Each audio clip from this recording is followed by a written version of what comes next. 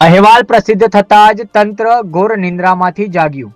તાજપુર પાસેથી પસાર થતા સર્વિસ રોડ વચ્ચેથી જોખમી વીજ પોલ હટાવવાની કામગીરી શરૂ કરાઈ।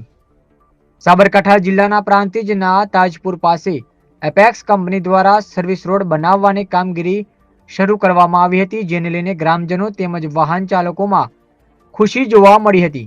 ત્યારે બીજી તરફ સર્વિસ રોડ વચ્ચે રહેલા વીજ પોલ ખસેડ્યા વિના સર્વિસ રોડ પર ખોદકામ ચાલુ કરવામાં આવ્યું હતું, જેને લઈને મોટી દુર્ઘટના સર્જાય તેવા દ્રશ્યો પણ જોવા મળ્યા હતા।